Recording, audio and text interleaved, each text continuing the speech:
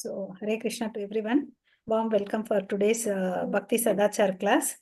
So, இன்னைக்கு வந்து நம்ம போன வாரம் கொஞ்சம் மதன் க்ளோரிஸ் ஆஃப் ஸ்ரீமத் பாகவதம் பார்த்துருந்தோம். அதனோட கண்டினியூஷன் இன்னைக்கு பார்க்கலாம். ஸோ இதை நல்லா புரிஞ்சுக்க வேண்டிய ஞானத்தை வேண்டி பகவான் கிருஷ்ணர்கிட்டயும் ஆச்சாரியர்கிட்டயும் பிரார்த்தனை பண்ணிக்கலாம். ஓம் நமோ பகவதே வாசுதேவாய, ஓம் நமோ பகவதே வாசுதேவாய, ஓம் அஜ்ஞான திமிரந்தஸ்ய ஞானாகன்ஷலாகயா சக்ஷுருன்மிலிதம் ஏன தஸ்மை ஸ்ரீ குருவே நமः. वन्देऽहं श्रीगुरो श्रीयुतपथकमलं श्रीगुरून् वैष्णवांश्च श्रीरूपं साग्रजातं सगगण रघुनाथान्वितं तं सजीवं सात्वैतं सावधूतं परिजनसहितं कृष्ण चैतन्य देवं श्री राधा कृष्ण पदान् सगगण ललिता श्री विशाखान्वितांस हे कृष्णा करुणा सिंधु दीनबंधो जगत्पते गोपेश गोपिका कांत राधा कांत नमोस्तुते तप्त कांचन गौरांगी राधे वृंदेवनेश्वरी वृषभानुसुते देवी प्रणमामि प्रिये कल्पतरुभ्यश्च कृपा सिन्धुभ्यैव च पतितानां पावनेभ्यो वैष्णवेभ्यो नमो नमः. नमो ब्रह्मण्य देवाय को ब्राह्मणहिताय च जगदिताय कृष्णाय गोविन्दाय नमो नमः. नमो महावादन्याय कृष्ण प्रेम प्रदायते कृष्णाय कृष्ण चैतन्य नाम्ने गौरवत्वेश नमः. गुरवे गौरचन्द्राय राधिकाय तदालय कृष्णाय कृष्ण भक्ताय तद्भक्ताय नमो नमः. नमो ओम विष्णुपादाय कृष्ण प्रेष्ठाय भूतले श्रीमते भक्ति वेदांत स्वामिनिति नामिने नमस्ते सरस्वती देवे गौरवाणी प्रचारिणे निर्विशेष शून्यवादे पाश्चात्यदेशतारिणे जय श्री कृष्ण प्रभो नित्यानंद सर्वैद गदाधारा श्रीवास आदि गौर भक्त वृंद हरे कृष्णा कृष्णा कृष्णा हरे हरे हरे राम राम राम हरे हरे. हरे कृष्णा to everyone. So हरे நம்ம कृष्णा माताजी. ஹரே கிருஷ்ணா பிரபு. போன வாரம் வந்து நம்ம பத்ர பௌர்ணமி செலிப்ரேட் பண்ணோம் இல்லைங்களா?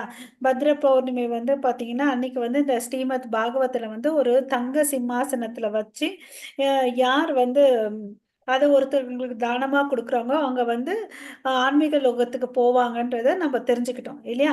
ஸோ இந்த ஸ்ரீமத் பாகவதம்னா என்னன்னு அப்படின்னு பார்க்கலாம். ஃபர்ஸ்ட் பாகவதம் பான்னா பக்தி. ஓகே, இந்த ஒரு நூல் வந்து நமக்கு பக்தியை கொடுக்கறது. அதுக்கு அந்த ஸ்பெல்லிங்கை பாருங்க, கா ஜிஏ வருது இல்லையா? அப்படின்னா நமக்கு ஞானத்தை கொடுக்குது. ஓகே, நமக்கு ஞானத்தை கொடுக்குது. அதுக்கு அடுத்தது வைராகியத்தை கொடுக்குது. தத்துவத்தை தெரிவிக்குது. ஓகேவா? சோ பக்தியை கொடுக்குது, ஞானத்தை கொடுக்குது, வைராகியத்தை கொடுக்குது, எதை தெரிஞ்சுக்கணுமோ அந்த தத்துவ ஞானத்தை கொடுக்குது அப்படின்றத நம்ம தெரிஞ்சுக்கணும். ஓகேவா?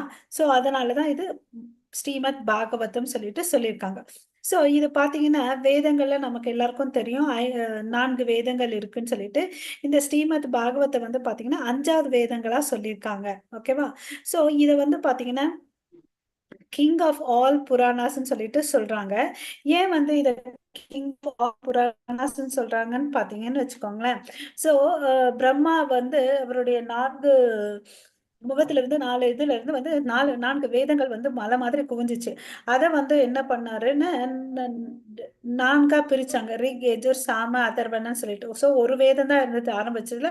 அதுக்கு பிறகு 4 வேதங்களா வந்து பிரிச்சு வச்சார் வியாசர் இல்லையா?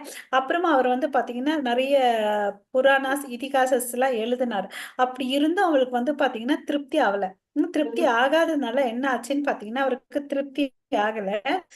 அப்புறம் நாரத முனியோட இன்ஸ்ட்ரக்ஷன் பேர்ல அவர் என்ன பண்றாருன்னு வியாசதேவர் ஸ்ரீமத் பாகவதத்தை எழுதுறார். ஓகேவா? ஏன் வந்து அந்த குறை இருந்துச்சுன்னா, அவர் வந்து பாத்தீங்கன்னா எல்லாத்துலயும் வந்து கைத்தவ தர்மா சொல்லியிருந்தார் இல்லையா? அர்த்த காம பத்தியெல்லாம் எப்படி வாழணும் ஒரு மனுஷன்றத சொல்லியிருந்தாரு. பக்தி கிருஷ்ணரை பத்தியே ஒன்னும் சொல்லல. அதனால வந்து அவருக்கு வந்து திருப்தி இல்லை. அதுக்கு பிறகு அதை பாயிண்ட் அவுட் பண்றாரு நாரத முனி. அதனால இதை வந்து ஸ்ரீமத் பாகவதம் எழுதுறாரு. இதனை வந்து பிப்த் வேதாசன் சொல்லிட்டு சொல்றாங்க. ஓகேவா? பிப்த் வேதாசன் சொல்றாங்க. அப்புறம் பாத்தீங்கன்னா இது எழுதின பிறகு அவருக்கு ரொம்ப திருப்தி ஆகுது. ஓகே, எழுதின பிறகு திருப்தி ஆகுறதுனால இவரே அந்த அவர் எழுதின புக்குக்கு கமெண்டரி எழுதுவார். யூஸ்வலா எந்த ஒரு ஆத்தரும் பாத்தீங்கன்னா அவர் எழுதின புக்குக்கு வந்து கமெண்டரி கொடுக்க மாட்டார், பட் பொருளுரை கொடுக்க மாட்டார். இவரே அது வந்து கொடுக்குறார். ஓகேவா? சோ இதுதான் அது தோன்றின விதம். ஏன் வந்து அதை வந்து கிங் ஆஃப் கிங்ன்னு சொல்றோம்னு பாத்துக்கோங்களேன். இது ஒண்ணு படிச்சா நமக்கு எல்லாமே தெரிஞ்சிடும். அதாவது சம்பந்த புரோஜன அபிதயா. சோ நமக்கு வந்து பாத்தீங்கன்னா இந்த முக்திக்கு இந்த வாழ்க்கையில இருந்து விடுபடக்கூடிய வழியை வந்து நமக்கு தெரிவிக்கிறது இந்த புக். ஓகேவா? சோ அதனாலதான் இது கிங் ஆஃப் புராணாஸ்ன்னு சொல்றோம். அதாவது இத வந்து அப்புறம் பாத்தீங்கன்னா பகவத்கீதா எல்லாம் அவருடைய கிருஷ்ணர் வந்து அவருடைய லீலையெல்லாம் முடிச்சிட்ட பிறகு அவர் திரும்பி போயிடுறாரு இல்லையா? அப்ப வந்து இங்க வந்து ஒண்ணுமே விட்டுட்டு போல. அப்ப வந்து என்ன பண்றாருன்னா, என்னமா அவதாரம் பண்றாருன்னா இந்த பத்ம பாகவதமா வந்து அவதாரம் பண்றார். ஓகேவா? இந்த பாகவத்துல பாத்தீங்கன்னா கிருஷ்ணர் இருக்கிறாரு. கிருஷ்ண லீலைகள்லாம் சொல்லி இருக்குது. ஓகே. சோ இதுல வந்து பாத்தீங்கன்னா 18,000 ஸ்லோகங்கள் இருக்கு. அது வந்து 12 கேண்டோஸா இருக்கு. ஓகே, 12 கேண்டோஸா இருக்கு. அப்புறம் 335 அத்தியாயங்களா இருக்குது இதுல. ஓகே. சோ நம்ம இது எல்லாமே படிப்போமா, எல்லாமே தெரிஞ்சுக்க முடியுமானா, எவ்வளவு அளவுக்கு தெரிஞ்சுக்கிட்டோமோ அதை வந்து நம்ம வாழ்க்கையில அப்ளை பண்ணி வாழ்ந்துட்டு வந்தா போதும்னு அப்படின்னு சொல்லிட்டு சொல்றாங்க. ஓகே. அதுக்கு அடுத்தது இந்த பாகவத் பாத்தீங்கன்னா கிருஷ்ணரே இருக்கிறார். நம்ம கோயிலுக்கு போனாதான் கடவுளை பார்க்க முடியும் இல்லையா? பாகவதத்துல கிருஷ்ணரே இருக்காரு. அது எழுதுனது துவைபான வேத வியாசர் இல்லையா? சோ அந்த கிருஷ்ணர் வந்து இவர் ஃபார்ம்ல வந்து அவரை பத்தி எழுதிட்டு போனாரு. அதுல அவர் கிருஷ்ணரை பத்தி தான் நம்ம தெரிஞ்சுக்கணும். அதனால கிருஷ்ணர் வேற இல்ல, பாகவதம் வேற இல்லைன்றதை நம்ம தெரிஞ்சுக்கணும். சோ இது வந்து பாத்தீங்கன்னா கோயில்ல எல்லாம் வந்து பாத்தீங்கன்னா விக்கிரகங்கள் மூலஸ்தானத்துல மாத்திரம் தான் இருக்கும். பட் இங்க பாத்தீங்கன்னு வச்சுக்கோங்களேன், இது வந்து ஒரு நகரம் கோயில். எங்க வேணும்னாலும் நம்ம பாகவதத்தை எடுத்துட்டு போலாம் இல்லையா? சோ அப்படின்னா who is this பாகவதம்னு எடுத்துட்டேன். அது வந்து பர்சன் பாகவதம். ஏன்னா இப்பதான் சொன்ன அவர் வந்து சாட்சாத் கிருஷ்ணர்னு சொல்லிட்டு. அதுக்கு அடுத்தது பாத்தீங்கன்னா வேற என்ன சொல்லலாம்னு பாத்தீங்கன்னா அத வந்து சூரியன்னு சொல்லிட்டு சொல்றாங்க. ஏன் சூரியன் சொல்றாங்கன்னு பாத்தீங்கன்னா ஒரு இருட்டான இடத்துல வந்து காலையில நைட் எல்லாம் வந்து இருட்டு இருக்கு. காலையில எழும்போது நமக்கு சூரியன் உதிக்கிறதுனால அந்த இருட்டெல்லாம் போயிடுது, வெளிச்சம் வருது.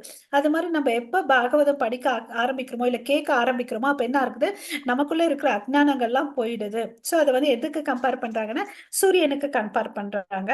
அதுக்கு அடுத்தது வந்து ஒரு பழத்துக்கு கம்பேர் பண்றாங்க பாகவதம். அது என்னப்பா அப்படின்னு பாத்தீங்கன்னா நிகம கல்பத்தரோன்னு சொல்லிட்டு ஒரு ஸ்லோகம் வருது. அதுல பாத்தீங்கன்னா இந்த நமக்கு இந்த பாகவத இந்த எல்லா வேதங்களையும் பாத்தீங்கன்னா ஒரு மரத்துக்கு வந்து கம்பேர் பண்றாங்க. மரம் எடுத்துட்டா அதுக்கு வந்து கிளை எல்லாம் இருக்கும். அந்த கிளை செடி கிளை இலைகள் இருக்கும், அப்புறம் பழங்கள் இருக்கும்.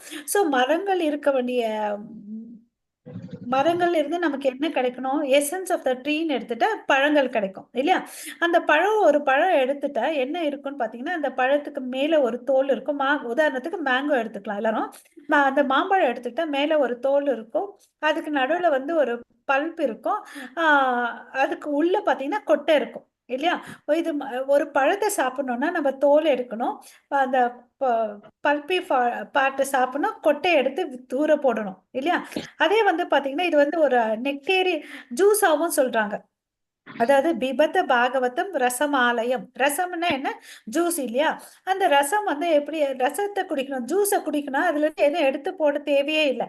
பழத்தை சாப்பிடும் போதுதான் தோல் கொட்டை எல்லாம் போடணும். ஜூஸை குடிக்கும் போது நம்ம எதுவுமே பண்ண தேவையில்லை. சோ அதனால பாகவதத்தை வந்து ஒரு ஆஹ் ரசம் அப்படின்னு சொல்லிட்டு சொல்றாங்க. ஓகே. சோ அதுக்கு அடுத்தது சோ இட் இஸ் a நெக்டேரியன் அமிர்தம். நெக்டேரியன். இப்ப அமிர்தம் குடிச்சா அவங்களுக்கு வந்து மரணமே இல்லை.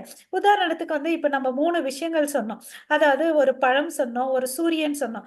இதெல்லாம் சாப்பிட்ட பழத்தை சாப்பிட்டு நமக்கு உள்ள இருந்து எனர்ஜி கிடைக்குது இல்லையா? சோ சூரியன் கையில வெளியே போனா வெளியே இருந்து வைட்டமின்ஸ் எல்லாம் நமக்கு கிடைக்குது. 2 விஷயமே ஒண்ணு வெளியே இருந்து வருது, ஒண்ணு உள்ள இருந்து சக்திய குடுக்குது ஒரு மனுஷனுக்கு. அப்படி இருந்தாலும் அவன் வந்து சாகாம இருக்கிறானா? இல்ல. அவனும் ஒரு நாள் மரணம் அடையறான். பட் இதே இந்த பாகவதம் ஆகிய நெக்டர் அமிர்தத்த சாப்பிட்டோம்னு வச்சுக்கோங்களேன், அவன் என்னைக்குமே மரணம் அடைய மாட்டான். ஏன்னா, அவன் வந்து ஒரு ஆத்மான்றது தெரியும். இந்த பாகவதம் படிச்சதுனால அவன் வந்து ஆ ஆன்மீக லோகத்துக்கு போவான். சரியா? அப்புறம் பார்த்தீங்கன்னா, இந்த பாகவதத்த வந்து என்ன சொல்றாங்கன்னா, ஒரு ஆர்னமென்ட்ன்னு சொல்றாங்க. ஒரு கிரவுன் ஆஃப் த ஜுவல்லன்னு சொல்றாங்க. இப்போ ஒரு உதாரணத்துக்கு ஒரு அரசன் வராருன்னா, நமக்கு தெரியும் அரசர் வந்து எப்பவுமே வந்து பட்டு பீதாம்பரை அணிஞ்சுக்கிட்டு நல்லா வருவாருன்னு சொல்லிட்டு. இல்லையா? சோ அப்ப வந்து அவர் என்ன பண்ணியிருப்பாரு, உயர்ந்த ஆடைகள் அணிஞ்சுட்டு ஹரே கிருஷ்ணா. ஆ அணிகலன்கள வந்து அணிஞ்சிட்டு இருப்பாரு இல்லையா? அணிகலன்கள வந்து அணிஞ்சிட்டு இருப்பாரு. அப்ப பார்த்தீங்கன்னா, அ இடுப்புக்கு ஒட்டியாணம், கைக்கு எல்லாம் வந்து பிரேஸ்லெட்டு, கழுத்துக்கு வந்து செயின்ஸ் எல்லாம் நெறைய போட்டுட்டு இருப்பாரு இல்லையா? அப்ப வந்து அவரு தலைக்கு வந்து பார்த்தீங்கன்னா, ஒரு சிம்மாசனத்த ஒரு அ குரோன வச்சிருப்பாரு. அது என்னது? மகுடம் வச்சிருப்பாரு இல்லையா? கிரீடம் வச்சிருப்பார். அந்த கிரீடத்துல பார்த்தீங்கன்னா, மணிகள், முத்துக்கள்லாம் இருக்கும். எல்லாரும் என்ன பண்ணுவாங்க, ஒரு நிமிஷம் கீழ இருந்து மேல வரையும் பார்ப்பாங்க. எல்லாருக்கும் ஈர்ப்பு எங்க இருக்கும்? அவருடைய அ கிரீடத்து மேல தான் இருக்கும். குறிப்பா பார்த்தீங்கன்னா, அதனுடைய கற்கள், விலை உயர்ந்த கற்கள் பதிய வச்சிருப்பாங்கல்ல, அது மேல தான் ஈர்ப்பு இருக்கும். அது மாரி இந்த பாகவதம் வந்து பார்த்தீங்கன்னா, கிரவுன் ஆஃப் த ஜுவல்லன்னு சொல்லிட்டு சொல்றாங்க. ஓகே. அதுக்கு அடுத்தது பார்த்தீங்கன்னா, இது உயிரோட இருக்கிற மனுஷனுக்கு மாத்திரம் தான் இது வந்து ஒரு அழகிய ஆபரணமா இருக்குமான்னா, இல்ல. இறந்தவருக்கு கூட வந்து இத வந்து ஒரு பொக்கிஷம் அப்படின்னு சொல்லிட்டு சொல்றாங்க. நம்மளே வந்து வந்து இறந்து போட்டா, நம்மளுடைய காசு சரி, யாராவது ஒருத்தர் இறந்து போயிட்டாங்கன்னு வச்சுக்கோங்களேன், அவருடைய காசு அவருக்கு உதவாது. அவருடைய சொத்து அவருக்கு உதவாது. அவருடைய உறவினர்கள் அவருக்கு உதவ முடியாது. பட் இந்த பாகவதம் வந்து உதவுது. அதுக்கு ஒரு சின்ன கத. ஸோ, ஆ ஆத்மதேவன் சொல்லிட்டு ஒருத்தர் இருக்கார். அவர் ரொம்ப பணக்கார பிராமணர். ஓகேங்களா? பணக்கார பிராமணர். பட் அவருக்கு பார்த்தீங்கன்னா, நிம்மதியே இல்ல. சந்தோஷமா இல்ல. ஏன்னு பார்த்தீங்கன்னு வச்சுக்கோங்களேன், அவருக்கு வந்து குழந்தையே இல்ல. வயசோ 50 வயசு ஆயிடுச்சு. 2 ப்ராப்ளம். ஒண்ணு குழந்தை இல்ல. இன்னொன்னு வந்து பார்த்தீங்கன்னா, அவங்கள மனைவி துந்திலின்னு சொல்லிட்டு. அவங்க எப்பவுமே அவங்க கூட சண்டை போட்டுட்டே இருப்பாங்க. ஸோ, அதனால இவரு என்ன பண்றாரு, ஒரு ஸ்டேஜ்ல அவங்க அவங்கள பத்தி தான் கவலைப்படுவாங்க. வேற எத பத்தியும் கவலையே படமாட்டாங்க. சார் அப்படி இருக்கும்போது இவங்க என்ன பண்றாங்கன்னு பார்த்தீங்க, அ ஒரு நாள் வந்து ஆ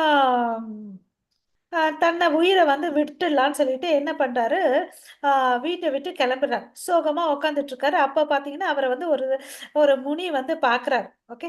முனி வந்து பார்க்குறாரு. அப்போ வந்து என்னன்னு கேட்கும்போது, அவருக்கு வந்து சொல்றாரு, "எனக்கு வந்து வாழ்க்கையில பிரச்சனையா இருக்கு. அதனால நான் வாழ்க்கைய முடிச்சுக்கிறேன்" அப்படின்னு சொல்லிட்டு சொல்றார். "அப்படியான்னு?" அப்படின்னு சொல்லிட்டு ஆ என்னன்னு கேட்கும்போது, இவரு இதெல்லாம் சொல்றார். "என் வீடு இது, எனக்கு குழந்தையே இல்ல. எனக்கு எல்லா வசதியும் இருக்கு. என் மனைவி இருக்காங்க." அவங்க வந்து அவங்கள பத்தி சொல்றாரு. என் மனைவி வந்து எத பத்தியும் கேர் பண்ண மாட்டாங்க. அவங்கள பத்தி தான் கேர் பண்ணிப்பாங்கன்னு அதையும் சொல்றாங்க. எப்பயும் சண்டை போடுவாங்கன்னு சொல்றாங்க. அப்புறம் என் வீட்ல இருக்கிற பசு கூட ஒரு கன்றுக்குட்டிய ஈண்டு எடுக்க மாட்டேங்குதுன்னு அப்படின்னு சொல்றாரு. ஸோ இதெல்லாம் சொல்லிட்டு, அப்ப வந்து அதுக்கு முனிவர் வந்து சொல்றார். "உனக்கு இந்த ஜென்மத்தில இல்ல, பல வருஷம் பல ஜெனரேஷன் வந்தாலும் உங்களுக்கு வந்து குழந்தை பிறக்காது. அதனால நீ என்ன பண்ணு, அமைதியா, பொறுமையா சகிச்சுட்டு வாழ்க்கைய நடத்திட்டு போணும்" அப்படின்னு சொல்றாரு. பட் அவர் என்ன சொல்றாரு, வேண்டார். அவர்கிட்ட என்ன தயவு செய்து என்ன வந்து ஆசீர்வாதம் பண்ணுங்க. எனக்கு வந்து ஒரு குழந்தை பொறக்கட்டும்னு சொல்லிட்டு. அவரு அந்த முனிவர் என்ன பண்றாரு, ஒரு பழத்த குடுத்து அனுப்புறார். இத எடுத்துட்டு போயிட்டு உன் மனைவி கையில குடுத்து சாப்பிட சொல்லுன்னு சொல்லிட்டு. அவரும் ஆசையா வர்றாரு. மனைவி கையில சொல்றாங்க, "இந்த பழத்த நீ சாப்பிடுன்னு" அப்படின்னு சொல்லிட்டு, அந்த அம்மா என்ன சொல்லுது, "அச்சச்சோ! நான் பழத்த சாப்பிட்டேன்னா, ஆ பிரெக்னன்ட் ஆயிடுவேன். கர்ப்பம் ஆனா வந்து என்னுடைய அழகெல்லாம் போயிடும். அது ரொம்ப கஷ்டமான வேலை. என்னால முடியாது." அப்படின்னு சொல்லிட்டு என்ன பண்றாங்க, அத தூக்கி மாட்டு கொட்டாயில போட்டுர்றாங்க. அங்க இருக்கிற பசு வந்து அத சாப்பிட்டுருது. அது பிரெக்னன்ட் ஆயிடுது. ஓகேவா? அப்போ வந்து இவங்க அதே சமயத்துல அவங்க தங்கச்சி இருக்காங்க இல்லையா? அவங்க தங்கச்சி வந்து கிட்ட போய் டீல் பண்றாங்க. இவங்க வந்து ரொம்ப பணக்காரி இல்லையா? நீ வந்து இப்ப அவங்க அவங்க தங்கச்சி அப்ப வந்து பிரெக்னன்ட்டா இருப்பாங்க. அப்ப நீ வந்து ஈன்றெடுத்த குழந்தைய வந்து எனக்கு குடுத்துட்டு நான் வளர்க்குறேன் அப்படின்னு சொல்லிட்டு, இந்த அம்மா சும்மாவே பிரெக்னன்ட்டா இருக்கிற மாதிரி அந்த துந்திலி வந்து ஆக்ட் பண்ணும். சரிங்களா? ஆக்ட் பண்ண அப்புறம் ஒரு நாள் குழந்தை பிறக்கும். ஸோ தங்கச்சியோட குழந்தைய இந்த அம்மா எடுத்து வளர்ப்பாங்க. அதே சமயத்துல உங்க மாட்டு கொட்டாயில இருக்க பசு கூட ஒரு அ ஈன்றெடுக்கும். அது பார்த்தீங்கன்னா, ஒரு வித்தியாசமான ஒரு அ அ குழந்தை பிறக்கும். அது எப்படின்னா, உருவம் வந்து பாத்தீங்கன்னா மனுஷனா இருக்கும். காது மாத்திரம் பாத்தீங்கன்னா பசு மாதிரி இருக்கும். அதனால கோகர்ணான்னு சொல்லிட்டு பேர் வைப்பாங்க. ஓகேவா? பசுக்கு பிறந்தது வந்து கோகர்ணா. ஓகே. இதே வந்து இந்த அம்மாக்கு பிறந்துச்சுல அவங்க தங்கச்சிக்கு, அது வந்து துந்துகாரின்னு சொல்லிட்டு பேர் வைக்கிறாங்க. துந்துகாரின்னு சொல்லிட்டு. ஓகே. சோ இந்த குழந்தைய வந்து 2 குழந்தையும் வந்து அந்த ஆத்மதேவ் வந்து ரொம்ப நல்லா வளர்ப்பார். பட் இதுல பாத்தீங்கன்னு வச்சுக்கோங்களேன், அந்த கோகர்ணா புரியல. நம்ம தங்கச்சி எப்படி பிறந்தது? அவரு அந்த அம்மா கொண்டது தங்கச்சிக்கு வாங்கிக்கிறாங்க. இவங்க வந்து உள்ளேயே இருப்பாங்க. பிரெக்னன்ட்டா இருக்கிற மாதிரி ஆக்ட் பண்ணுவாங்க. சோ அவங்க எல்லாரும் நம்புவாங்க, இவங்க வந்து பிரெக்னன்ட்டா இருக்காங்க. ஆத்மதேவோட மனைவி வந்து துந்திலி. ஆமா ஓகேங்களா? தங்கச்சி துந்திலிக்கு பழம் குடுக்குறாங்க. அந்த அம்மா சாப்பிட மாட்டாங்க. ஆமா பசு கொட்டாயில போட்டுடுவாங்க. ஆமா அந்த முனிவர் குடுத்தாரு இல்லையா? அந்த பசு ஆமா சாப்பிடும். பசுக்கு ஆமா பிறந்த குழந்தை வந்து பாத்தீங்கன்னா, ஆமா மனுஷ உடம்பு, காது மாத்திரம் பசு மாரி இருக்கும். அதனால கோகர்ணா. கோன்னா பசு, கரணான்னா காது. ஓகேவா? இது ஒரு பக்கம். தங்கச்சி வந்து பிரெக்னன்ட்டா இருக்கும். அதுக்கும் ஒரு குழந்தை பிறக்கும். நார்மலா மனுஷ குழந்தை பிறக்கும். அது பேர் வந்து துந்துக்காரின்னு வைக்கிறாங்க. அது வந்து இவங்களுக்கு பிறந்த குழந்தைன்னு சொல்லிட்டு இவங்க எடுத்துட்டு வந்துருவாங்க இவங்க வீட்டுக்கு. ஆத்மதேவர் வீட்டுக்கு துந்திலி வந்துருவாங்க. இப்ப எப்படி அப்படி புரிஞ்சுச்சுங்களா? தெரியுமா அவருக்கு? அப்படி அப்படி எப்படி எடுத்துட்டு வந்தாங்க? அவங்க ஒத்துனாராங்க? அவங்க அவங்க எப்படி ஒத்துனாராங்க? அவருக்கு தெரியாது. இவங்க ரூமுக்குள்ளே இருப்பாங்க. ஓஹோ! வெளியவே சரி, வரமாட்டாங்க. சரி. ஆஹா, சரி. நாடகம் பண்றாங்க, பொய் சொல்றாங்கன்னா, அதுக்கு ஏத்த மாரி தானே இருப்பாங்க. ஓ! சரி. ஆஹா. சரி, ஓகேவா? சரி. அக்காவும், தங்கச்சியும் ஒரே இடத்துல இருப்பாங்க. ஆஹா, ஓகேவா? தங்கச்சிக்கு குழந்தை பிறந்தவுடனே, இது என்னோட குழந்தைன்னு எடுத்துட்டு வருவாங்க. ஆஹா. ஓகேவா? சரி, சரி, சரி. சரி. எல்லாருக்கும் புரிஞ்சுச்சு. ஹரே கிருஷ்ணா. புரிஞ்சிச்சுங்க, புரிஞ்சிச்சுங்க. சாரிங்க. ஓகே. Okay brother. ஒண்ணும் பிரச்சனை இல்ல. சாரி. Thank you. கிருஷ்ணா. ஆ, கிருஷ்ணா பிரதர். இப்ப என்ன வந்து 2 பேரையும் நல்லா வளர்த்துட்டாரு. ஆ, எடுத்துட்டு வர்றாரு. அப்ப பாத்தீங்கன்னா, கோகா வந்து நல்ல பக்திமான வளரும்.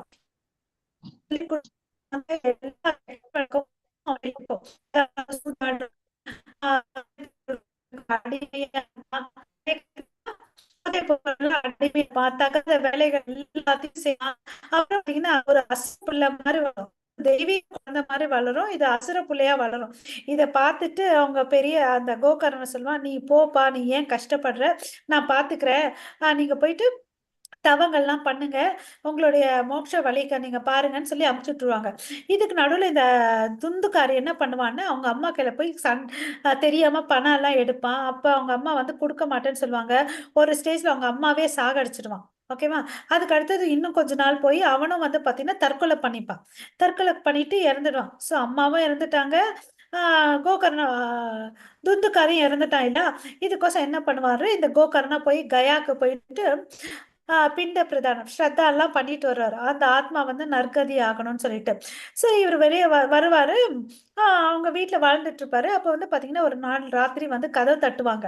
கதவு தட்டுனா என்னடா இது யாருன்னு போய் பார்த்தேன். நான் வந்து துந்துக்காரி வந்திருக்கேன் அப்படின்னு. "நீ ஏன்டா வந்த? இன்னும் ஏன்டா பேயா?" "இல்ல நான் இன்னும் பேயா தான் திரிஞ்சுட்டு இருக்கிறேன்" அப்படின்னு சொல்லுவாங்க. ஏன்டான்னு அப்படின்னு கேட்டா, இது மாதிரி வந்து ஆ எனக்கு வந்து மோட்சம் கிடைக்கல. நான் என்ன கொஞ்சமான பாவமா செஞ்சேன். அதனால எனக்கு கிடைக்கலன்னு அப்படின்னு சொல்லிட்டு சொல்றாரு. அப்புறமா இவர் வந்து இந்த கோகர்ண வந்து ரொம்ப பக்திமான் இல்லையா? இது போயிட்டு இருக்கிற சூரிய தேவன நிற்க வச்சுட்டு, இது மாரி இருக்காங்க. இதுக்கு என்ன பண்ணணும்? ஆ அப்படின்னு சொல்லிட்டு கேட்பார். என்னுடைய அண்ணன வந்து நானு அந்த இந்த பூத விடல்ல இருந்து விடுவிக்கணும்னா நான் என்ன பண்ணணும்னு கேட்கிறாரு. அதுக்கு அந்த சூரியன் என்ன சொல்வார்ன்னா, பாகவதம் படின்னு அப்படின்னு சொல்லிட்டு சொல்வாங்க. சரின்னு சொல்லிட்டு இவரு பாகவதம் படிப்பார். அப்ப வந்து அவர் அந்த பூதத்துக்கு வந்து அது தன்னோட உடம்புல அந்த அந்த பூதத்துல இருந்து விடுதலை கிடைக்கணும். அதனால என்ன ஆகுதுன்னு பாத்தீங்கன்னா, சரி உனக்கு விடுதலை கிடைச்சுச்சுன்றது எனக்கு எப்படி தெரியும்னு சொல்லிட்டு கோகர்ணன் கேட்கிறார். அதுக்கு வந்து நானு ஒரு பேம்பு அதாவது பேம்பு ஸ்டிக் புரியுதுங்களா? மாதாஜி ஹரே கிருஷ்ணா. பேம்பு ட்ரீக்கு என்ன மாதாஜி தமிழ்ல? மூங்கில் மூங்கில் மரம் மாதாஜி, ஆ மூங்கில் மரம். மூங்கில் மரம். தேங்க்யூ மாதாஜி. ஒரு மூங்கில் கட்டைக்குள்ள நான் போய் நுழைஞ்சிடுறேன் அப்படின்னு சொல்றாரு. அது 7 நாள் பாகவதம். பாகவதம் படிக்கிறது வந்து நமக்கு தெரியும், பாகவதம் சப்தகான்னு சொல்லுவோம் இல்லையா? ஸ்ரீமத் பாகவதம் பார்த்தீங்கன்னா, பரீட்சித் மகாராஜா வந்து வந்து தன்னுடைய மரணம் 7 நாள் இருக்கிறது தெரிஞ்சுக்கிட்டு, அப்ப வந்து சுக தேவ கோசாமி சொல்வாரு, அந்த 7 நாள் படிச்சாரு இல்லையா? ஆக்சுவலி பாத்தீங்கன்னா பாகவதம் என்னால முடியாது. அது வந்து பெரிய நீண்ட புத்தகம். 1000 நாள் வேணும்னாலும் படிக்கலாம். ஓகேவா? அது எப்படி சொல்லுவாங்கன்னா, பாகவதம் வந்து ஒரு காட்டன் மாதிரி. அந்த காட்டனை நல்லா நல்லா அமுக்கிட்டு, எவ்வளவு காட்டனா இருந்தா கூட அமுக்குனா சின்னதாயிடும். ஒரு பாக்ஸ்குள்ள நுழைய வச்சிடலாம் இல்லையா? ஒரு பஞ்சை, அதே பஞ்சை வந்து நூலா போட பண்ணணும்னு வச்சுக்கோங்களேன், பல மீட்டர்ஸ் வரும். அது மாதிரிதான் பாகவதம் நினைச்சா 7 நாளுக்குள்ள முடிக்கலாம். எசென்சியல் பாயிண்ட் சொல்லிட்டு, இல்லைன்னா 1000 நாட்கள் கூட படிக்கலான்றத சொல்லுவாங்க. சோ இப்ப என்ன ஆகுதுன்னு பாத்தீங்கன்னா, அவர் மூங்கிலுக்குள்ள நுழைஞ்சிடுவார். ஓகேவா? சோ அப்போ ஒரு பேசிப்பாங்க. ஒவ்வொரு நாள் முடிஞ்ச பிறகு ஒவ்வொரு கண்ணா வெடியும்னு அப்படின்னு சொல்லிட்டு அந்த மூங்கில். சோ எல்லா ஜனங்களும் இதெல்லாம் தெரிஞ்சுட்டு அந்த இடத்துல வந்து உட்கார்றாரு. ஓகே. கோகர்ணா படிக்கிறாரு, மூங்கில் இருக்குது, ஜனங்கள் இருக்காங்க. சோ படிக்க படிக்க ஒவ்வொரு நாளா அது வெடிக்குது, ஒவ்வொரு கண்ணு. 7வது நாள் வருது, பெரிய சத்தம் கேக்குது. அப்புறம் பாத்தீங்கன்னா அங்க இருந்து ஒரு ஏரோப்ளேனும் வருது, விமானம் வருது தேவலோகத்துல இருந்து, இங்க வந்து கூட்டிட்டு போகுது. இவருக்கா கோகர்ணனுக்கா ஒரு ஆச்சரியம். என்னடா இது, நாங்க இவ்ளோ பேர் இருக்கிறோம், நான் இருக்கிறேன், அந்த துந்துக்காரி இருக்கிறான், இந்த துந்துக்காரிக்கு வந்து மாத்திரை மோட்டு கிடைக்குதே எப்படி அப்படின்னு சொல்லிட்டு அந்த விஷ்ணு தூதர்கள்லாம் நிக்க வச்சு கேட்பாரு. இல்ல இல்ல, இது வந்து நம்ம எப்படி எடுத்துக்கணும்னா, நம்ம கேட்கிறோம் இல்லையா? அஹ் நாம வந்து இன்ட்ரெஸ்டா இருந்து கேட்கிறோமா இல்லையான்றது தெரியாது. சும்மா பேருக்கு கேட்கிறோமா, ஆஹ் அப்புறம் வந்து இதை எவ்வளவு அளவுக்கு உள்ள எடுத்துக்கிறோம் இல்ல, அப்புறம் மனனம் பண்றோமா? சோ இந்த 3 விஷயங்கள். யார் ஒருத்தன் வந்து இந்த கேட்டத வந்து நல்லா மனனம் பண்றானோ, அவனுக்கு தான் வந்து இந்த ஆ விடுதலை கிடைக்கும். அப்ப இருந்து என்ன தெரிஞ்சுச்சு, அங்க யாரும் வந்து சரியா கேட்கல. அந்த பூதத்துக்கு தான் ஒரு பெரிய கவலை. ஐயோ! என்னோட உடம்பு பூத உடம்பா இருக்குது. இதுலருந்து கஷ்டத்துலருந்து நான் வெளிய போணும்னு சொல்லிட்டு, அது ஃபுல் கான்சன்ட்ரேஷனோட கேட்டதுனால அதுக்கு விடுதலை கிடைச்சுச்சு. இல்லையா? அப்புறம் மறுபடியும் வந்து ரிப்பீட் பண்ணுவாங்க. அப்ப பார்த்தீங்கன்னா, நெறைய ஏரோப்ளேன்ஸ் வந்து நெறைய பேர வந்து கூட்டிட்டு போகும். ஸோ நான் கேட்கறது வந்து ஏனோ தானான்னு கேட்கக்கூடாதாம். நல்லா வந்து கான்சன்ட்ரேட் பண்ணி கேட்டு மனசுக்குள்ள எடுத்துட்டு போயிட்டு ஆ அனலைஸ் பண்ணி அண்டர்ஸ்டாண்ட் பண்ணிக்கணும். ஓகேங்களா? ஸோ இது வந்து பார்த்தீங்கன்னா, எத்தன விஷயங்கள் சொன்னோம். பாகவதம் வந்து சாட்சாத் பர்சன் கிருஷ்ணான்னு பார்த்தோம். அப்புறம் அது ஒரு பழம்ன்றத பார்த்தோம். சூரியன்றத பார்த்தோம். எப்படி வெளிச்சம் குடுக்குறது. அப்புறம் ஜூஸ்ன்றத பார்த்தோம். அப்புறம் வந்து அது ஒரு அமிர்தம். அது சாப்பிட்டு யாருக்கும் மரணம் இல்ல. ஏன்னா ஆத்மாக்கு மரணம்ன்றதே இல்ல. தெளிவடையும். ஸோ ஆத்மா வந்து கிருஷ்ண லோகத்துக்கு போகலாம் அப்படின்னு சொல்லிட்டு பார்த்தோம். அப்புறம் வந்து பார்த்தீங்கன்னா, ஒரு ஆபரணம்ன்றத பார்த்தோம். க்ரவுன் ஆஃப் த ஜுவல்ன்னு சொல்லிட்டு. அப்புறம் பார்த்தீங்கன்னா, உயிரோட இருக்கிறவங்களுக்கு மாத்திரம் உதவுமான்னு, அவங்களுக்கு மாத்திரம் இல்ல, ஈவன் வந்து இறந்தவங்களுக்கும் உதவும்ன்னு சொல்லிட்டு இந்த அ கதையனால புரிஞ்சுக்கிட்டோம். இல்லைங்களா? ஹரே கிருஷ்ணா. ஸோ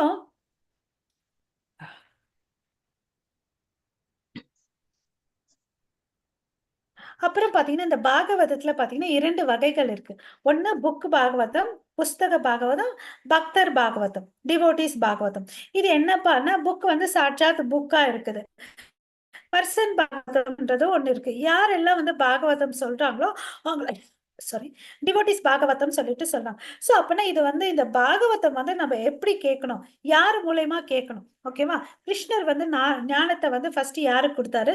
பிரம்மாக்கு குடுத்தார். பிரம்மா வந்து யாருக்கு குடுத்தார்? நாரதர் குடுத்தார். நாரதர் வந்து வியாசதேவ் கொடுத்தார். வியாசதேவர் அவருடைய மகனான சுகதேவ் கோசாமிக்கு கொடுத்தார். சுகதேவ் வந்து பரீட்சித் மகாராஜாக்கு சொல்லிட்டு இருக்கும்போது அங்க வந்து சூத்த கோசாமி உட்கார்ந்துட்டு இருப்பார். ஓகேங்களா? சூத்த கோசாமி சைமல்டேனியஸா யாருக்கு சொல்லிட்டு இருப்பாரு? நைமிஷாரண்யத்துல இருக்க 88,000 ரிஷிகளுக்கு சொல்லிட்டு இருப்பாங்க. அதாவது நைமிஷாரண்யன்றது என்னன்னு பாத்தீங்கன்னா, ஒரு இடம். அங்க நிறைய சேஜஸ் இருப்பாங்க. அங்க வந்து இவங்க சைமல்டேனியஸா டிஸ்கஷன் நடக்கும். ஸோ இந்த பாகவதம் பார்த்தீங்கன்னா, நெறைய டிஸ்கஷன், கான்வர்சேஷன் இருக்கும். ஓகே. நம்ம இப்ப பார்த்தோம். அ சுகதேவ் கோசாமி பரீட்சித்துக்கு சொல்றார். இது ஒரு உரையாடல். அப்புறம் பார்த்தீங்கன்னா, அங்க இருக்கிற சுத்த கோஸ்வாமி நைமிஷாரத்துல இருக்கிற முனிவர்களுக்கு, சௌனகா ரிஷிகளுக்கு சொல்லியிருக்காங்க. நெறைய சேஜஸ் இருக்காங்க. அதுக்கு தலைமை தாங்குறது வந்து சௌனகா ரிஷி அவங்களுக்கு. அப்புறம் பார்த்தீங்கன்னா, நாரதர் பிரம்மாக்கு சொன்னாருன்னு பிரம்மா நாரதருக்கு சொன்னாருன்னு பார்த்தோம். அப்புறம் பாத்தீங்கன்னா கிருஷ்ணருக்கு வந்து உத்தவருக்கு சொல்வார், உத்தவருக்கும். யுதிஷ்டர் நாரதருக்கு சொல்வார். அப்புறம் விதுரர் மைத்திரர், இது மாதிரி நிறைய உரையாடல்கள் இங்க பாத்தீங்கன்னா நிறைய உரையாடல்கள் இருக்கும். லூப் ஆஃப் கான்வர்சேஷன் சொல்லிட்டு சொல்லுவாங்க இதை. ஓகேவா? சோ இந்த பாகவதத்துல வெறும் பிலாசபி மாத்திரம் இல்ல, கடவுளுடைய லீலைகளும் இருக்கு. பகவத்கீதை எடுத்துட்டு அது வெறும் பிலாசபி. கிருஷ்ணர் என்ன கன்க்ளூட் பண்றாரு, நீ என்கிட்ட சரணடை, நீ என்ன பண்ணாலும் சர்வதர்மா சரணடைஞ்சேன்னா நான் உன்னை எல்லாத்துலயும் இருந்து விடுதலை பண்றேன் அப்படின்னு சொல்லிட்டு சொல்லியிருக்காரு இல்லையா? பட் இங்க வந்து கடவுளுடைய லீலைகளும் இருக்குன்றத தெரிஞ்சுக்கிறோம். அப்ப கிருஷ்ணர் ஏன் அவதரிக்கிறாரு? நமக்கு எல்லாருக்கும் தெரியும், பரித்ராணாய சாதுனாம் சொல்லிட்டு பக்தர்களை காக்கிறதுக்கும் அசுரர்கள் அழிக்கிறதுக்கும், அதாவது முக்தி கொடுக்கறதுக்கும், தர்மத்தை நிலைநாட்டுறதுக்கும் வராரு. சோ இந்த பாகவத்துல என்ன இருக்குன்னு பாத்தீங்கன்னா, அவரும் இந்த இருக்கிறார்.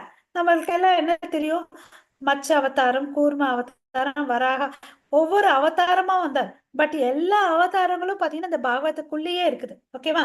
அதனாலதான் வந்து இது கந்த அவதாரம் சொல்லிட்டு சொல்றாங்க. ஓகேவா? சோ நமக்கு தெரிஞ்ச 10 அவதாரங்களும் இருக்கு. அந்த அவதாரங்களை பத்தி இதுல சொல்லியிருக்காங்க. அதனால இது கந்த அவதாரம். சோ இதை நம்ம தனியா வந்து பார்க்க தேவையில்லை. இது வந்து தலை சிறந்த நூலுன்றத நம்ம தெரிஞ்சுக்கணும். ஓகே, சோ இந்த புக் குரு பரம்பரை மூலமா தெரிஞ்சுக்கணும்னு சொல்லிட்டு, சோ இதுக்கு வந்து பாத்தீங்கன்னா வச்சுக்கோங்களேன், இது மாதிரி வந்தது. நம்ம என்ன நாரதர் வியாசர் வந்துச்சு இல்ல, அப்புறம் பாத்தீங்கன்னா நமக்கு வந்து எல்லாமே சான்ஸ்கிரிட்ல இருந்தது டிரான்ஸ்லேட் பண்ணி கொடுத்தது நம்மளுடைய ஜெகத்குரு ஸ்ரீல பிரபுபாதா. அவர் தான் இந்த போட்டோல இருக்கார் பாருங்க. அவர் இன்னைக்கு டிரான்ஸ்லேட் பண்ணலன்னா நமக்கு வந்து இருக்காது. எப்பயுமே வந்து பாகவதம் படிக்கணும்னா பக்தர் குரு பரம்பரையில வந்திருக்கிறவங்க மூலமா தான் படிக்கணும். அதுக்கு வந்து ஒரு உதாரணம் என்னன்னா, இப்ப பால் வந்து நமக்கெல்லாம் தெரியும், பசுல இருந்து வந்திருக்குது. யாராவது பால் கொடுத்தா வேணான்னு சொல்ல மாட்டாங்க. அதே வந்து நாகம் தொட்ட பாம்பை வந்து பாலை வந்து யாரும் குடிக்க மாட்டாங்க. இன்கேஸ் குடிச்சாங்கன்னா அவங்க வந்து இறந்துடுவாங்க. சில பேர் எல்லாம் பாத்தீங்கன்னா ப்ரொஃபஷனலா வந்து பாகவதம் சொல்லுவாங்க. அவங்க என்ன பண்ணுவாங்க, தனக்கு தேவையானதுல அதை தேவையான விஷயத்தையும் வந்திருக்கிற பக்தர்களுக்கு தேவையான விஷயத்த சேர்த்து அவங்களா ஒரு பிலாசபியா எடுத்து வைப்பாங்க. ஓகேவா? அது வந்து நாகம் தீண்டின பால் மாதிரி. ப்ரொஃபஷனல் பீப்புள் கிட்ட நம்ம பாகவதம் கேட்க கூடாது. பக்தர்கள் கிட்ட இருந்து தான் நம்ம பாகவதம் கேட்கணும். ஓகேங்களா? சோ அந்த பக்தன் வந்து பாகவத் படிச்சுட்டா புக்கு வேற இல்ல, அந்த பர்சன் வேற இல்லதான் நம்ம இந்த இடத்துல புரிஞ்சுக்கணும். ஓகே, சோ இந்த இடத்துல வந்து ஒரு சின்ன ஒரு ஸ்டோரி. ஒரு முறை வந்து சைத்தன்ய மகாபிரபு பாத்தீங்கன்னா தன்னுடைய யாத்திரை பண்ணிட்டு இருக்கும்போது என்ன ஆகுதுன்னு பாத்தீங்கன்னா, அப்போ சவுத் இந்தியா யாத்திரை வரும்போது ஒருத்தரை பாக்குறாரு. ஓகே, அவர் யாருன்னா, ஒரு நிமிஷம்.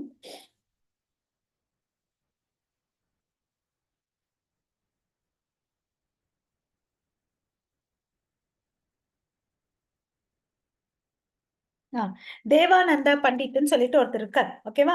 அவர் வந்து பாத்தீங்கன்னா நல்ல தலை சிறந்த பண்டிதர். சமஸ்கிருதத்துல வந்து ரொம்ப பண்டிதரா இருப்பாங்க. அவர் வந்து அவருக்கு வந்து ஆயிரக்கணக்கான சிஷ்யர்கள் இருக்காங்க. அவர் வந்து பாகவதம் படிக்கிறாரு, நிறைய ஆயிரக்கணக்கான ஜனங்களும் வந்து உட்காந்து கேட்பாங்க. பட் அவர் என்ன பேசுவாருன்னா வரட்டு தத்துவத்தை தான் பேசுவார். ஓகேவா? வரட்டு சத்துவத்தை பேசுவாரு. அவர் பாத்தீங்கன்னா ஆஹ் அது ஏன் வரட்டு தத்துவத்தை பேசுறாருன்னா அவருக்கே புரியல பாகவதம். இருந்தாலும் அவர் சான்ஸ்கிரிட் படிச்சுட்டாருன்னு சொல்லிட்டு அவர் வந்து பேச ஆரம்பிக்கிறார். சோ ஒரு முறை என்ன ஆச்சுன்னு பாத்தீங்கன்னா, அந்த பக்கத்துல வந்து ஸ்ரீவாஸ் பண்டித் போறார். ஸ்ரீவாஸ் பண்டித் நம்ம பஞ்ச தத்துவத்துல ஒருத்தர் சொல்றோம் இல்லைங்களா, ஸ்ரீவாஸ் பண்டித். அவர் யாருன்னு பாத்தீங்கன்னா நாரதர் முனிதான் சைத்தன்யா அவருடைய லீலையில வந்து ஸ்ரீவாஸ் பண்டிதா வரார். ஓகேவா? அவர் வந்து இவர் பாகவதம் சொல்றதை கேட்டுட்டு அவருக்கு வந்து பரவச நிலையில போயிடுறாரு. ஆனந்த கண்ணீர் வருது. சப்தமா நாம மந்திரத்தை சொல்றாரு. இவன் என்னடா என்னோட கிளாஸ்க்கு டிஸ்டர்பன்ஸா இருக்கானு சொல்லிட்டு என்ன பண்றாங்க, இவர் நினைக்கிறாரு அப்படி அவர் பக்தர்கள் எல்லாம் தொந்தரவு பண்றானேன்னு சொல்லிட்டு மயக்கம் போட்டு கீழே விழுந்துடுறான். இப்படி இருக்கானே தூக்கி எடுத்துட்டு போய் தெருல போட்டுறாங்க அந்த கிளாஸ்ல இருந்து. ஓகேவா? சோ இவர் வந்து அதை ஒண்ணுமே சொல்றது இல்லை. ஏன்னா இவர் கண்டிச்சிருக்கணும், வைஷ்ணவ அபராதம் ஆகும், இது பண்ணாதான்னு சொல்லிட்டு அவர் ஒண்ணுமே பண்றது இல்லை. அப்புறம் பாத்தீங்கன்னா அந்த சைத்தன்ய மகாபிரபு அவர் பக்கம் போகும்போது பாரு இந்த தேவானந்த வந்து வரட்டு பிலாசபிய பேசிட்டு இருக்கான் அப்படின்னு சொல்லிட்டு போவார். ஓகேவா? வரட்டு பிலாசபிய பேசிட்டு இருக்காருன்னு அப்படின்னு சொல்லிட்டு. ஸோ இவருக்கு வந்து ஒன்றும் புரியாது. இவர் என்னடா நம்மளை பார்த்துட்டு இப்படி வந்து சொல்லிட்டு போறாருன்னு சொல்லிட்டு ஆச்சரியமா இருப்பார். ஓகேவா? ஆச்சரியமா இருப்பாரு. அதுக்கு அடுத்தது ஒரு நாள் என்ன ஆகும்னா, அவர் இருக்கிற வில்லேஜுக்கு வந்து வக்ரேஸ்வரர் பண்டித் வருவார். வக்ரேஸ்வரர் பண்டித் பார்த்தீங்கன்னா ரொம்ப நல்லா டான்ஸ் கிருஷ்ணர் முன்னாடி இந்த சைத்தன்ய மகாபிரபுவோட மகா மந்திரத்துக்கு ரொம்ப நல்லா டான்ஸ் ஆடுவார். தொடர்ந்து 3 நாள் கூட ஆடுவார். நம்ம 3 நிமிஷம் கண்டினியூஸா ஆட முடியாது. அவர் 72 மணி நேரம் கண்டினியூஸா பண்ணுவார். அவர் டான்ஸ் ஆடுறது அவ்வளோ அழகா இருக்கும்னு சொல்லிட்டு ஊர் மக்கள் எல்லாம் ஓடி போய் பார்க்குறாங்க. இது என்னடா ஜனங்கள்லாம் இப்படி பார்க்குறாங்கன்னு சொல்லிட்டு இந்த தேவானந்த பண்டித்துக்கு எங்க போறாங்கன்னு போறார். இவருக்கு ஒரு கியூரியாசிட்டி வந்து அந்த வக்ரேஸ்வரர் பண்டித் ஆடுற இடத்துக்கு போவார். போனா அவர் அவ்வளோ அழகா ஆடுவாரு. சரின்னு சொல்லிட்டு இவர் வந்து தெரியாம ஒரு ஹெல்ப் பண்ணுவார். என்னன்னு பார்த்தீங்கன்னா, ஒரு கட்டை எடுத்துட்டு எல்லா ஜனங்களும் தள்ளி தள்ளி விடுவார். தள்ளி விட்டா அந்த வக்ரேஸ்வரர் பண்டித்துக்கு வந்து நிறைய இடம் கிடைக்கும் டான்ஸ் ஆடுறதுக்கு. அப்ப வந்து பார்த்தீங்கன்னா, ஒரு ஸ்டேஜ்ல ஆடி ஆடி களைப்பாயிட்டு அவரு ஆமா. நினைவு இல்லாம கீழ விழுந்துருவார். இவரு ஓடி போயிட்டு அவருடைய வேர்வையெல்லாம் தொடச்சு, அவர வந்து கொஞ்சம் ரெஸ்ட் எடுக்க வச்சு, ஆ விசிறி எல்லாம் விடுப்பார். அப்புறம் தண்ணியெல்லாம் குடுத்து, ஆ கு ரெஸ்ட் பண்ணிட்டுருப்பாரு இல்லையா? அப்ப வந்து வக்ரேஸ்வர் பண்டித் யாரு? ஒரு பக்தர். அவருக்கு வந்து பார்த்தீங்கன்னா, இவரு தெரியாமயே ஒரு சேவைய செஞ்சார். அதுக்கு பிறகு அந்த நாளுக்கு பிறகு வந்து அவர் தேவானந்தா வந்து அ பாகவதம் படிக்க ஆரம்பிக்கிறாரு. ஏதாச்சும் ஒரு நாள் சைத்தன்ய மகாபிரபு வராரு. அப்ப வந்து தேவானந்தன வந்து புகழ்றார். ஓகேவா? ஸோ நீ இப்ப வந்து பாகவதம் நல்லா புரிஞ்சுகிட்ட. நீ வந்து அ நல்லா சொல்றன்னு அப்படின்னு சொல்லிட்டு. அப்புறம் வந்து பார்த்தீங்கன்னா, தேவானந்தா அ அவருடைய கண்ல வந்து கண்ணீர் வரும். ஓடி போய் விழுந்து சைத்தன்ய மகாபிரபு மேல கால்ல விழுந்து விழுவார். ஓகேவா? அப்போ சைத்தன்ய மகாபிரபு சொல்வாரு, "நீ வந்து ரொம்ப ஆசீர்வாதம் உனக்கு கிடைச்சிருக்கு. ஏன்னா நீ வந்து ஒரு வைஷ்ணவுக்கு சேவை பண்ணியிருக்கிற." வக்ரேஸ்வரர் ஒரு வைஷ்ணவர். ஓகேவா? கப் சைத்தன்ய மகாபிரபுவோட அசோசியேட்ஸ். ஸோ நீ என்ன படிச்சாலும் உனக்கு நல்லா புரியும். நீ எல்லாருக்கும் எல்லாம் சொல்லிக் குடுன்னு சொல்லிட்டு அவரு ஆசீர்வாதம் பண்ணி போவார். ஓகேங்களா? ஸோ நம்ம வந்து பார்த்தீங்கன்னா, இந்த இடத்துல என்ன தெரிஞ்சுக்கணும்னா, ஆ வைஷ்ணவ அபராதம் பண்ணக்கூடாதுன்றத தெரிஞ்சுக்கணும். நமக்கு என்ன தெரிஞ்சுச்சோ அத வச்சு நம்ம கர்வமா இருக்கக்கூடாதுன்றத நம்ம இந்த இடத்துல இருந்து நம்ம தெரிஞ்சுக்கணும். ஓகேங்களா? ஹரே கிருஷ்ணா. ஸோ இது நமக்கு தெரியும். ஆ ஹரே கிருஷ்ணா. ஆ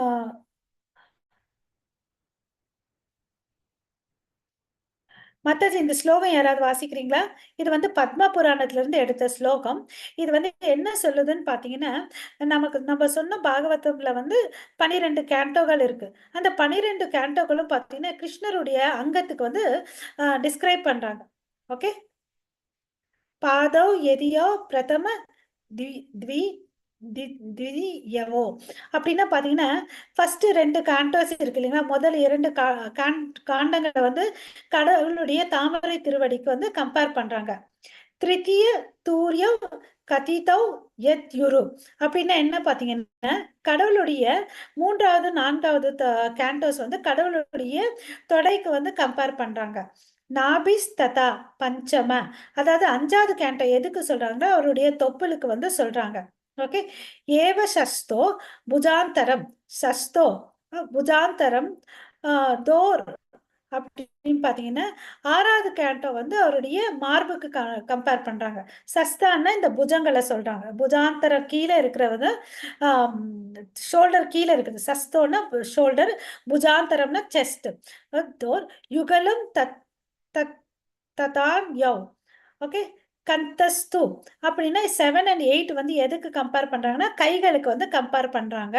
ஓகே. கண்டாஸ்து கண்டாஸ்னா தொண்டை. ஓகே. தொண்டைக்கு வந்து 9வதுக்கு வந்து அ கேண்டோவ சொல்றாங்க. முகார விந்தம் தாமரை போன்ற முகத்துக்கு வந்து 10வது கேண்டோவ சொல்றாங்க. அது தசமக 10. ஏகாதசோ பிரபுல்யம்.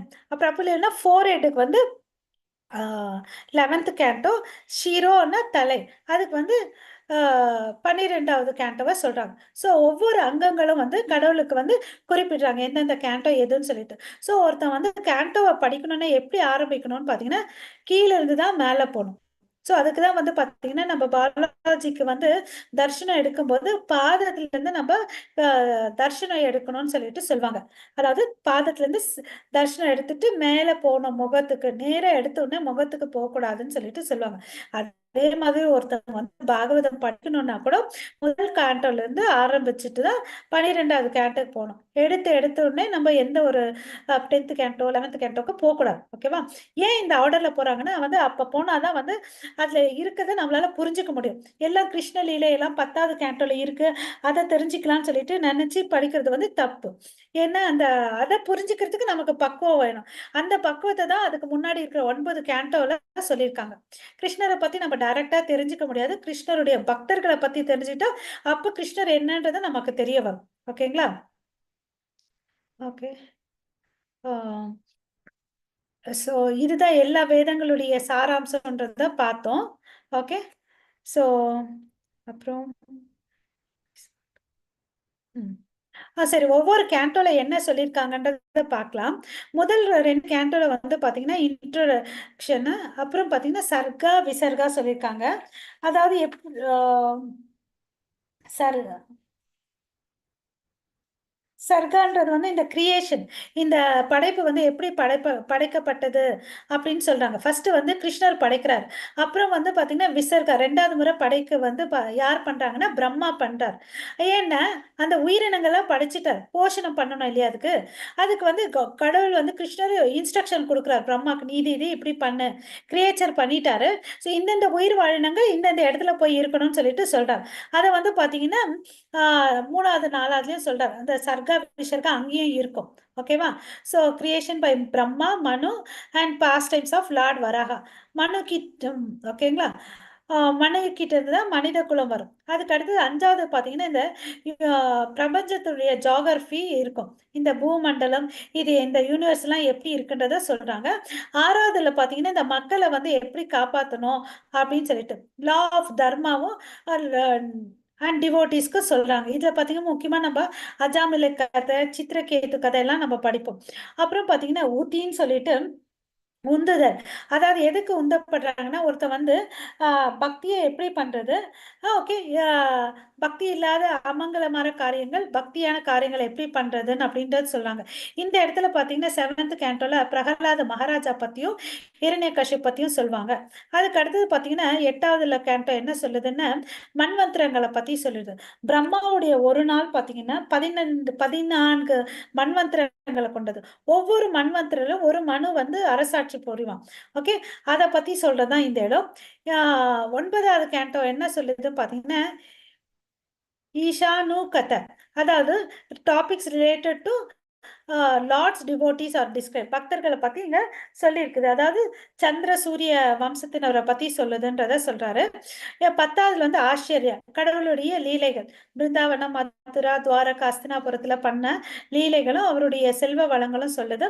11வது பாத்தீங்கன்னா ஒரு முக்தின்றது எப்படி அடையணும், அதுக்கு வந்து நம்ம கடவுளுடைய தாமரை திருவடியில வந்து தஞ்சம் எடுக்கணும்ன்றத சொல்றாங்க. அப்புறம் கடவுள் எப்படி மறைந்தாரு, எதிர்குலம் என்ன ஆச்சுன்றதும் சொல்றாங்க. 12வது பாத்தீங்கன்னா நீரோதா, அதாவது இந்த அழித்தல். ஓகே. அனிலேஷன், அதாவது அழித்தல் சொல்றாங்க. அப்புறம் பரிஷத்துக்கு வந்து எப்படி முக்தி கிடைச்சிச்சு, மார்கண்டேய முனியை பத்தியும் இதெல்லாம் வந்து சொல்றாங்க. ஓகேங்களா? ஸோ ஹரே கிருஷ்ணா.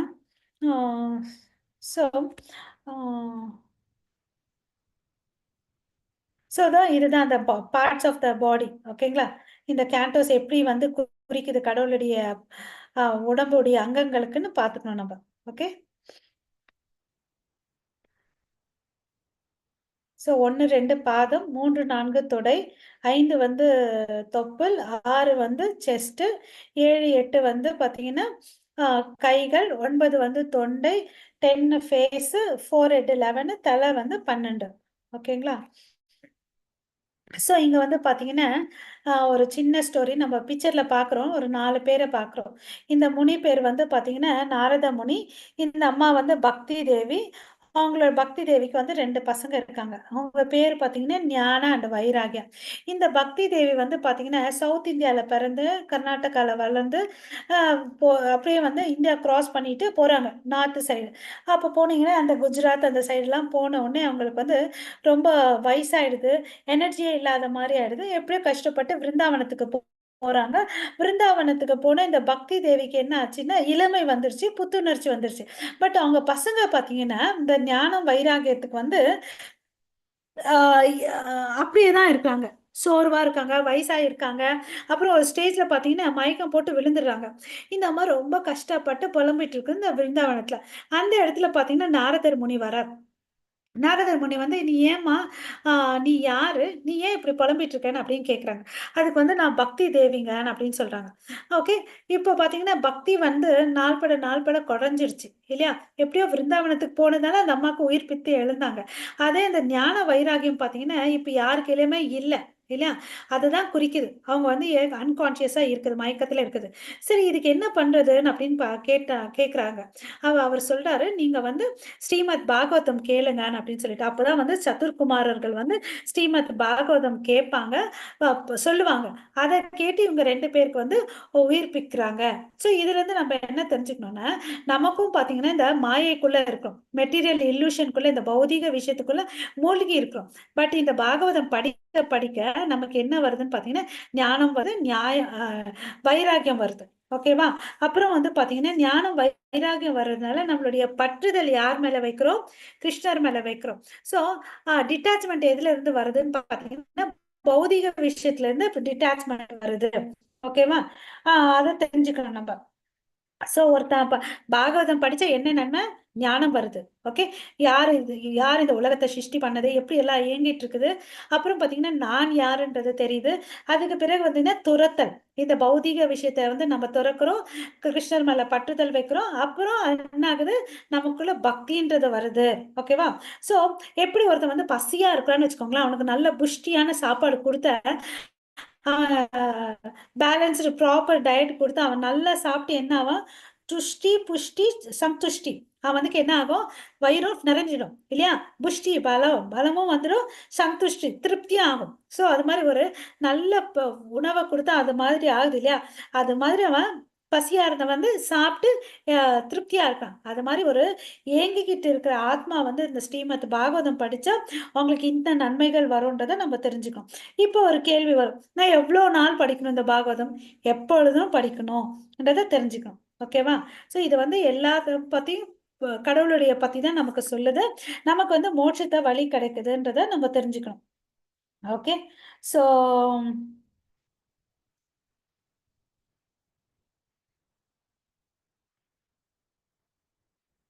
ஸோ ஒரு முறை ஒரு ஸ்டோரி இருக்கு. ஹரே கிருஷ்ணா.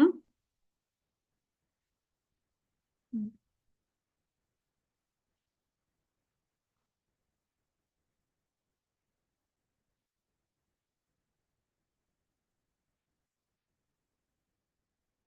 ஒரு பாபா இது வந்து எப்ப ஆச்சுன்னா இந்த ஸ்டோரி 1826ல வந்து ஒரு ஸ்டோரி இது நடந்த இன்சிடென்ட்ஸ். அவதூதா பாபான்னு சொல்லிட்டு ஒரு இருந்தார். ஓகேவா? அவர் வந்து ஒரு பிராமண குலத்துல பிறந்தவர். பீகார்ல இருந்தார். ஓகேவா? சைத்தன்ய மகாபிரபு வந்து அந்த கயாக்கு பீகார்ல தானே கயா இருக்கு. அதை பார்க்கும்போது அந்த வில்லேஜை கடந்து போனார்.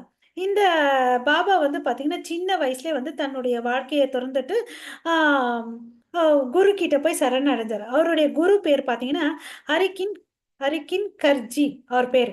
அவர்கிட்ட இருந்து இவர் வந்து பாகவதம் கத்துக்கிட்டார். இவர் பார்க்காமயே 18,000 ஸ்லோகங்களையும் சொல்லுவார். ஓகேவா? ஒரு நாள் வந்து அவர் வந்து உயிரை விட்டுறாரு. அப்புறம் இவர் என்ன பண்ணாரு, இந்த அவதூத பிரபு பாபா வந்து பிருந்தாவனத்துக்கு போய் இருக்கிறார். பிருந்தாவனத்துல பாத்தீங்கன்னா ஒரு குடிசையில தான் இருக்கிறார். அவர் என்னைக்கு வருஷத்துக்கு 2 நாள் தான் வெளியே வருவார். மித்த நாள் எல்லாம் அந்த ஆசிரமத்துக்குள்ளே இருப்பார். ஓகே. அந்த 2 நாள் எதுன்னு பாத்தீங்கன்னா, மத்வாச்சாரிய ஆனிவர்சரியும் அப்புறம் இவர் குரு இறந்த ஆனிவர்சரியும் செலிப்ரேட் பண்ற 2 நாளுக்கு தான் வெளியே வருவாரு. வெளியே வந்து கீர்த்தனை பூஜைகள்லாம் பண்ணிட்டு மறுபடியும் போயிடுவார். மறுபடியும் போயிட்டேன்னு வச்சுக்கோங்களேன், அவர் என்ன பண்ணுவாருன்னு பார்த்தீங்கன்னா, எப்பவுமே பாகவதம் தான் படிச்சுட்டு இருப்பார்.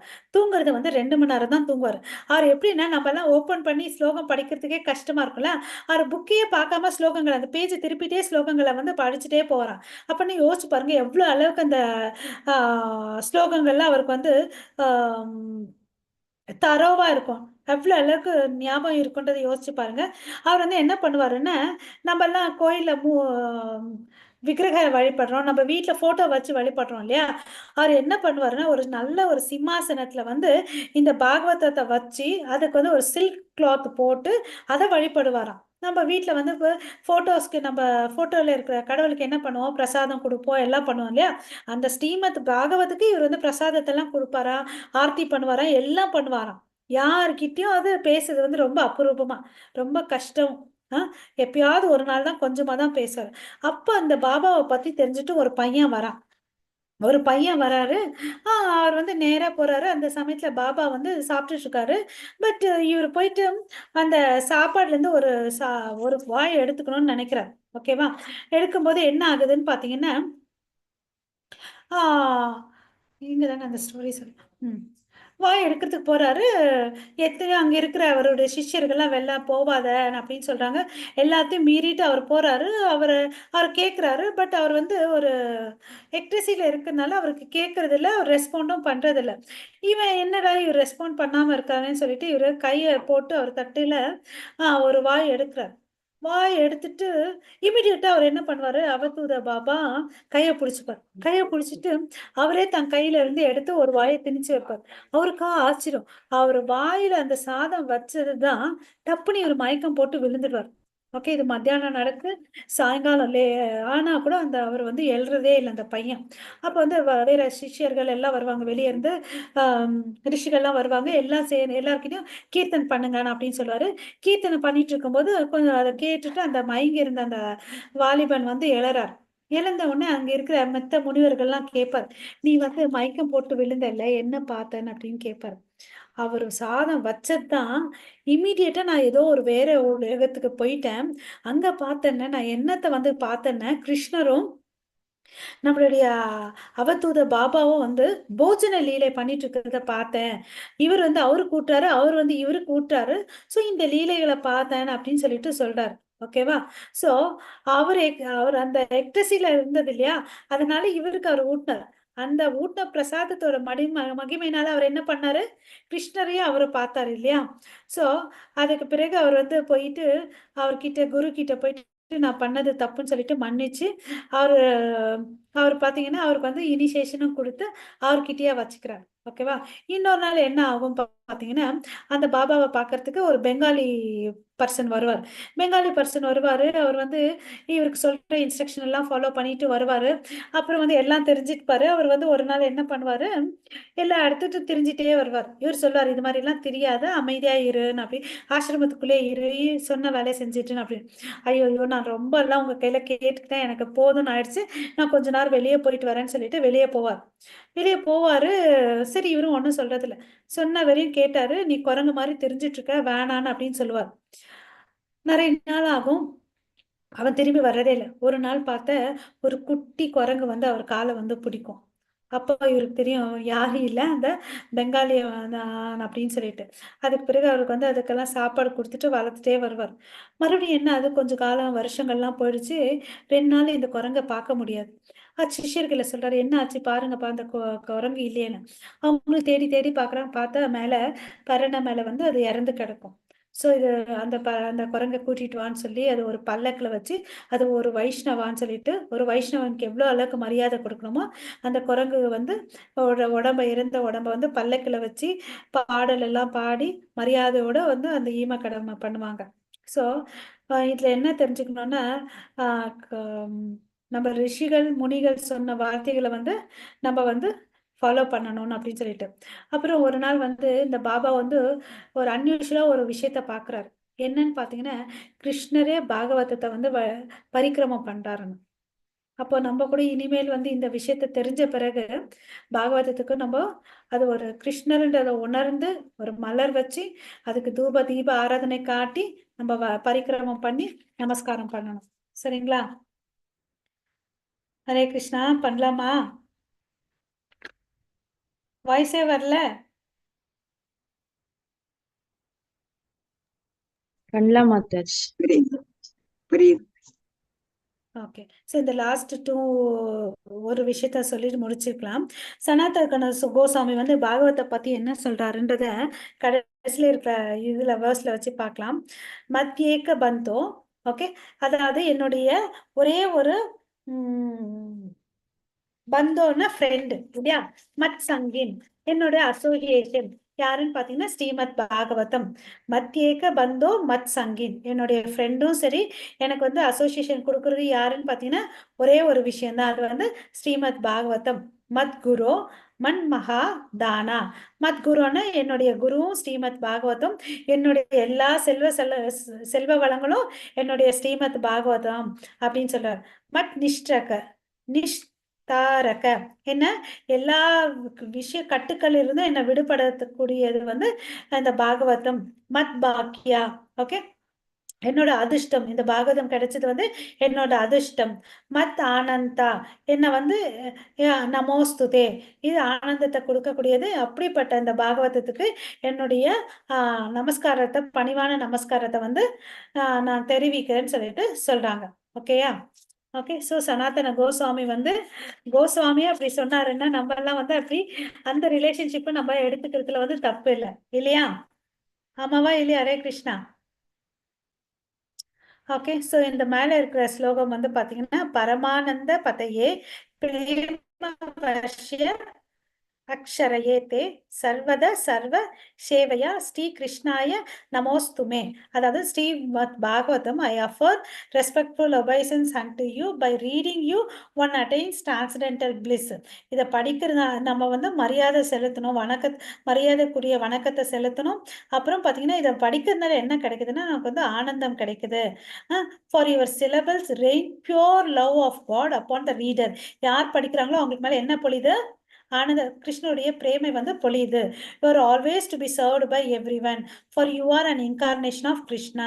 ஸோ ஸ்ரீமத் பாகவதம் வெறும் புக்கா பார்க்கக்கூடாது, அவரது வந்து கிருஷ்ணருடைய ஒரு அவதாரமா பார்க்கணுன்றதை நம்ம இந்த இடத்துல தெரிஞ்சுக்கணும். ஓகேவா? ஸோ கந்தராஜ் ஸ்ரீமத் பாகவதம் கி ஜெய். ஓகே, ஸோ நம்ம இங்க வந்து நிறுத்திக்கலாம். ஹரே கிருஷ்ணா. ஸோ அனைத்து பக்தர்களுக்கும் நன்றி. ஜெகத் வாஞ்சா கல்பத்தருப்யஸ்ய கிருபா சிந்து பயேவச்ச பதிதானாம் பாவனேப்யோ வைஷ்ணவேப்யோ நமோ நமः. அனந்த கோட்டி வைஷ்ணவ பிருந்த கி ஜெய். நாமாச்சாரியர் ஹரிதாஸ் தாக்கூர் கி ஜெய். ஜெகத்குரு ஸ்ரீல பிரபுபாத கி ஜெய். நிதாய் கௌரவ பிரேமானந்தே. ஹரி ஹரி போல். Hare Krishna. Thank you. Hare Krishna Mataji. Hare Krishna.